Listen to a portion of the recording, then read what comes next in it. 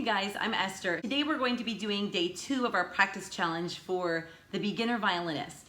If you'd like to follow along with this entire playlist, I will be linking that up here for you to be able to find the whole playlist. For day 2, we're going to be focusing on using your bow with a special type of bowing called Detache, and then where is the correct placement of your bow on the violin to create a really clear and clean sound. So those are the 2 things you'll be practicing for day 2 of your practice challenge. Let's first talk about where you want to be playing or placing your bow on the violin for a really clear and clean and beautiful sound. So when you look at your violin, you'll see right here between what's called the bridge and then the fingerboard. Right here is your sweet spot for playing. Most of your bow strokes and for most techniques, you're going to be playing in this sweet spot right here. When you're first beginning on the violin, you kind of want to hit midway between the bridge and the fingerboard.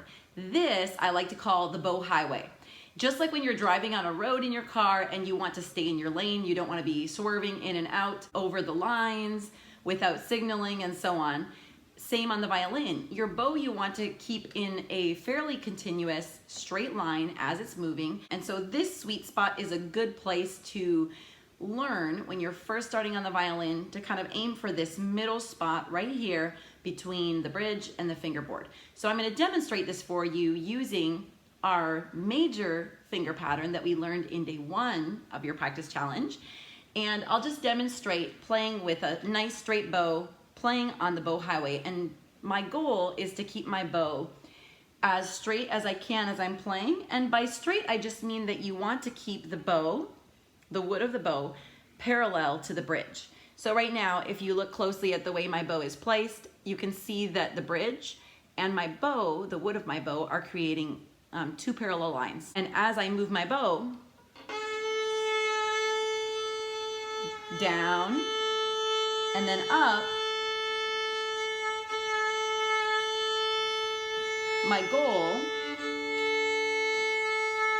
is to keep as parallel as possible. As you do this, you're going to find that with your wrist is going to have to be very flexible and movable as you do this. As you move in an upward motion on the bow,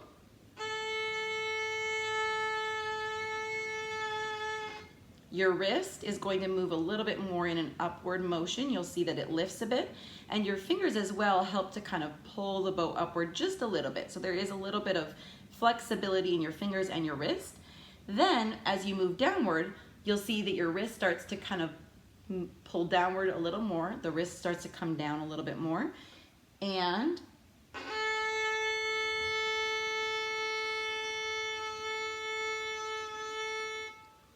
as well as your elbow starts to have to push out like this, just a little bit more to continue that parallel line of the wood of the bow with the bridge. This can be challenging to learn at first, but if you just practice very slowly, first starting on an open string like I'm just demonstrating, so perhaps choosing the A string for example, or you could do the E string or D string or G string.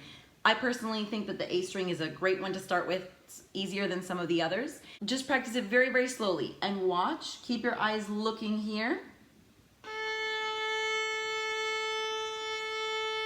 Watching that you try to keep the hair of your bow in the same general spot as you move down and then as you move up. Another helpful way to practice is actually putting a mirror in front of you or just going and standing in front of a mirror, and you look at the mirror, and as you're playing, just watch the motion of your arm, the motion of your bow, and see what changes you need to make to keep that parallel line between the bow and the bridge as you go down and as you go up. So that is the first thing to be practicing for day 2 of your practice challenge. The next thing I want to show you is what is considered one of the most basic strokes on the violin bow. And other string instruments also use this bow stroke. It's called Detache. Detache, like the word looks, you can see the word detach in it. And sure enough, with a Detache bow stroke, your bows are detached. That just means that you're doing down bow and up bow, a separate bow for each note that you play. It's not legato or staccato. Legato meaning a smooth and connected bow stroke. Staccato meaning a bouncy, separated bow stroke. But it's kind of in between legato and staccato. So the bows are smooth, but then there's a slight detachment before you do the next bow. There's also no accent at the beginning of the note, just meaning that there's no boom where it's louder at the beginning. It's just the same volume, the same steady stroke from down to up to down to up. And that's really my most basic explanation of what Detache is. Now I'm going to demonstrate Detache, and I'm going to use the major 5-finger pattern that we just learned. So this major 5-finger pattern, as a quick review, is starting on the open string, and then you'll do a whole step, half step, whole step up, and then down again. So let me demonstrate that, and I'll demonstrate it with a Detache stroke.